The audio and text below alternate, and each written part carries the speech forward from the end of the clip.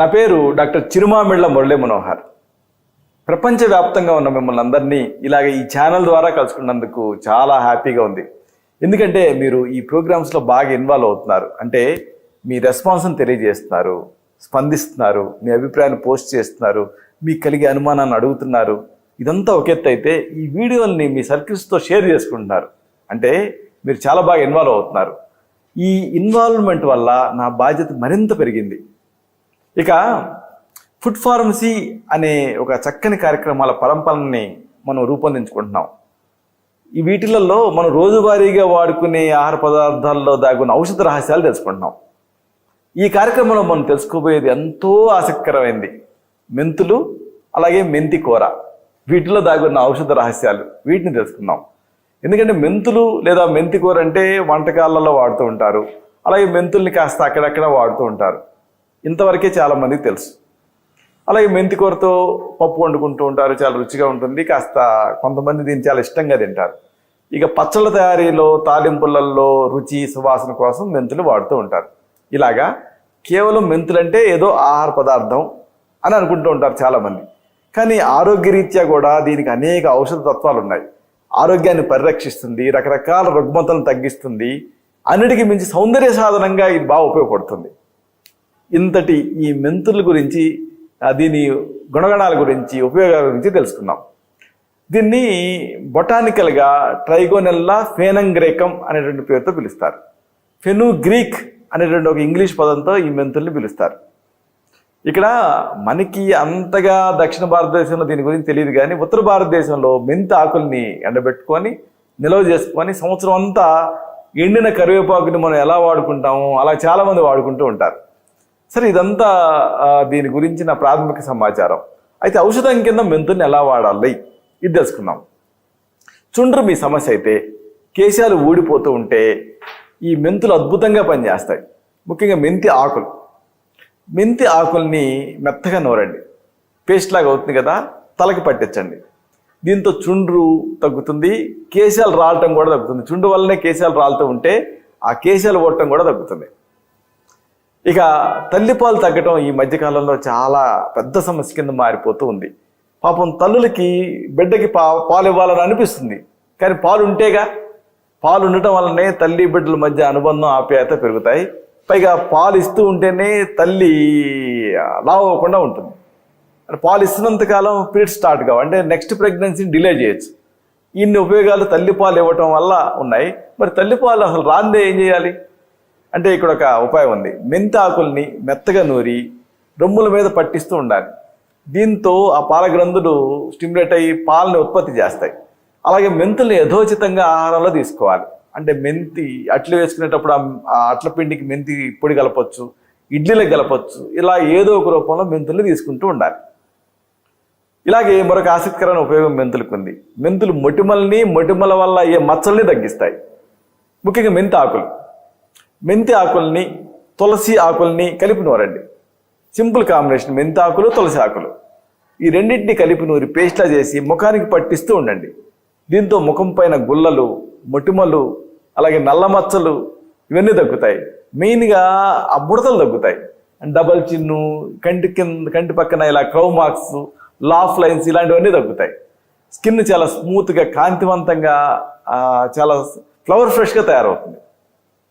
ఇదంతా ఒక ఎత్తు అయితే, మెంతుల గురించి చెప్పాల్సి వచ్చినప్పుడు మీకు ముఖ్యంగా చెప్పాల్సింది డయాబెటీస్ గురించి. డయాబెటీస్ని అంటే మధుమేహాన్ని, కొలెస్ట్రాల్ని మెంతులు కంట్రోల్ చేస్తాయి. ఎలా వాడాలి? ఒక స్పూన్ మెంతుల్ని పరగడుపున తింటూ ఉండండి. అంటే సింపుల్గా నవిలి మింగేయండి. అలా మింగలేకపోతే పెరుగులో నానబెట్టి ఆ మెంతుల్ని మింగవచ్చు. లేదా మెంతుల్ని పొడి చేసుకొని మజ్జిగ, బటర్ మిల్క్ కలిపి తీసుకుంటూ ఉండొచ్చు. ఇలా చేస్తూ డైటరీ రూల్స్ అన్నీ పాటిస్తూ తగినంత ఎక్సర్సైజ్ చేస్తూ ఉంటే ఈ ప్రీ డయాబెటీస్, అలాగే ఎర్లీ డయాబెటీస్ ఇవి కంట్రోల్లోకి వచ్చేస్తాయి. పైగా మెంతుల్ని మీకు ఎస్టాబ్లిష్డ్ డయాబెటీస్ ఉన్నా సరే దీన్ని వాడుకుంటూ ఉంటే ఆ మెయిన్ మెడిసిన్స్ తాలూకు ఆ డోసులను తగ్గించేసుకోవచ్చు. వ్యాధి తీవ్రతను బట్టి రోజు ఆహారానికి ముందు 2 లేదా 3 సార్లు ఈ ఔషధాన్ని మీరు వాడుకుంటూ ఉండొచ్చు. ఈ మెంతుల్ని వాడటం వల్ల రక్తంలో కొలెస్ట్రాల్ కూడా తగ్గుతుంది. పైగా గుండె జబ్బులు కూడా దరిచారం. సరే, ఇది ఒకటి. ఇక మెంతుల గురించి చెప్పాల్సి వచ్చినప్పుడు ఈ మెంతులు చీవుగడ్డలు, రక్తపు గడ్డల్ని కూడా బాగా తగ్గిస్తాయి. ఎలా వాడాలంటే ముందు మెంతుల్ని నీళ్ళలో నానబెట్టండి. నానిన మెంతులు తీసుకొని మెత్తగా రుబ్బండి, పేస్ట్ లాగా అవుతుంది. దీన్ని ఆయింట్మెంట్ లాగా ఆ చీవుగడ్డల మీద పట్టించండి. దీంతో చీవుగడ్డలు, రక్తపు గడ్డలు పగులుతాయి. పక్కవైపు పగిలిపోయి చీవంతా బయటకు వచ్చి స్పాట్లో పెయిన్ నుంచి రిలీఫ్ వచ్చేస్తుంది. అలాగే కాలి పగుళ్ళు, కాళ్ళ చేతుల్లో మంటలు, ఇలాంటి వాటిని కూడా మెంతులు తగ్గిస్తాయి. చాలా ఎక్సలెంట్ మెడిసిన్ ఇది. కాళ్ళ పగుళ్ళకు కానీ, కాళ్ళు చేతులు మంటలుగా అనిపిస్తున్నప్పుడు కానీ, న్యూరోపతిస్తో వీటన్నిటిలోనూ మెంతులు వాడుకోవచ్చు. మెంతుల్ని కాంబినేషన్తో వాడాలి. ఎలాగంటే మెంతులు ముందు నీళ్ళల్లో నానబెట్టండి. నానిన మెంతుల్ని మెత్తగా రుబ్బండి. అయిన తర్వాత గోరింటాకు కూడా కలిపి మళ్ళీ నూరండి లేదా రుబ్బండి. అంటే మెంతుల పేస్టు, గోరింటాకు కలిపి రుబ్బారు, అప్పుడు మీకు పేస్ట్ లాగా అవుతుంది. దీన్ని కాలి పగుళ్ళ మీద పట్టించండి. అలాగే కాళ్ళు చేతుల్లో మంటలు ఉంటే వాటి మీద పట్టించండి. దీంతో మంటలు తగ్గుతాయి. ఎందుకంటే పెరిఫరల్ న్యూరోపతిస్లో వీటిలలో చాలా బాగా పనిచేస్తుంది. ఎందుకంటే మెంతులకి ఆ గుణం ఉంది, అంటే సూదింగ్ యాక్షన్ ఉంది. గోరింటాకు కూడా ఈ వేరికోజ్ వెయిన్స్ వీటన్నిటిని తగ్గిస్తుంది. రెండింటిని మీరు వాడుకుంటే కాళ్ళ మంటలు, కాళ్ళ పగుళ్ళు ఇలాంటివి తగ్గుతాయి. ఇక ఇదంతా ఒక ఎత్తు అయితే, కొంతమందికి పొలాల్లో పనిచేసుకునేటప్పుడు ముళ్ళు గుచ్చుకుంటాయి. మామూలుగా పట్టణాల్లో వాళ్ళకి ఇది అంతగా అనుభవం ఉండదు, అంటే అసలు ఈ సమస్య అనేది ఒకటి ఉంటుందని తెలియదు. కానీ పల్లెటూళ్ళలో వాళ్ళకి బాగా ఇది ఇబ్బంది పెట్టే సమస్య, ముళ్ళు గుచ్చుకుంటాయి. ఇలాంటప్పుడు ఆ ముళ్ళు గుచ్చుకున్నప్పుడు లోపల దిగబడిపోతాయి కదా, వాటిని బయటికి తీసుకురావాలి. దానికి ఈ మెంతి అనేది మీకు ఉపయోగపడుతుంది. మెంతి పిండి, మెంతుల్ని మెత్తగా పొడి చేయండి. ఈ మెంతి పిండిని నీళ్లతో కలిపి పేస్ట్లా తయారు చేయండి. కొద్దిగా వేడి చేయండి. ముళ్ళు గుచ్చుకున్న భాగంలో దీన్ని కట్టుకోండి. దీంతో ఆ భాగం మెత్తబడుతుంది. ముళ్ళు దానంతరికి అదే బయటకు వచ్చేస్తుంది. చాలా చిత్రమైనటువంటి చికిత్స ఇది ముళ్ళకి. ఇక కండరాల నొప్పులు ఇబ్బంది పెడుతూ ఉన్నా, శరీరంలో కొవ్వు చేరి అది ఏమన్నా కాంప్లికేట్ అయ్యేటటువంటి అవకాశం ఉన్నా మెంతులతో తగ్గించుకోవచ్చు. ఒక భాగం మెంతి చూడడానికి 3 భాగాలు మెంతి పిండి కలపండి. కలిపేసేసి 1/2 స్పూన్ చొప్పున ఉదయం సాయంత్రం తేనెతో కలిపి తీసుకుంటూ ఉంటే శరీరంలో కొవ్వు శాతం తగ్గుతుంది. అలాగే కీళ్ళు, కండరాల నొప్పులు తగ్గుతాయి. కాబట్టి కీళ్ళు, కండరాలు ఇలాంటి ఇబ్బంది పెడుతున్నప్పుడు ఇది ఒక మంచి మెడిసిన్. సొంటి, మెంతులు ఈ కాంబినేషన్ వాడాలి. ఒక భాగం సొంటి పొడికి 3 భాగాలు మెంతి పిండి కలపండి. ఈ కాంబినేషన్ గుర్తుపెట్టుకోండి. అల్లాన్ని ఎండబెట్టి సొంటి తయారు చేస్తారు కదా, మీరు తయారు చేసుకోలేకపోయినా పచారీ కొట్ల నుంచి తెచ్చుకోవచ్చు. ఒక భాగం సొంటి పొడి, దీనికి 3 భాగాలు మెంతి పిండి, 2 కలిపి నిల్వ చేసుకొని ఈ కాంబినేషన్ని ఒక 1/2 స్పూన్ నుంచి 1 స్పూన్ వరకు కూడా ఉదయం, మధ్యాహ్నం, రాత్రి 3 సార్లు తేనెతో కలిపి లోపలికి తీసుకుంటూ ఉండండి. దీంతో కొలెస్ట్రాల్ తగ్గుతుంది. అంతేకాకుండా కీళ్ళ నొప్పులు, కండరాల నొప్పులు కూడా తగ్గుతాయి. ఇక కిడ్నీ స్టోన్స్లో కూడా మెంతి పొడి చాలా బాగా పనిచేస్తుంది. కిడ్నీ స్టోన్స్లో మెంతి పొడిని ఎలా వాడాలి అంటే, మెంతి పొడి అలాగే నల్ల ఉలవల పొడి 2 సమంగా కలపండి. ఉదయం, మధ్యాహ్నం, రాత్రి రోజు 3 పూట్ల కూడా 1 స్పూన్ చొప్పున దీనికి తగినంత ముల్లంగి ఆకు రసం కలిపి, ఒకవేళ ముల్లంగి ఆకు రసం మీకు దొరకకపోతే మామూలుగా నేరుగా వాడేయచ్చు. దీంతో మూత్రపిండాలలో, మూత్రాశయంలో, మూత్ర కోశాల్లో తయారైన రాళ్ళు కరిగి పడిపోతాయి. అలాగే కొంతమందికి చెమట ఎక్కువ పడుతూ ఉంటుంది, శరీర దుర్గంధం ఇబ్బంది పెడుతూ ఉంటుంది.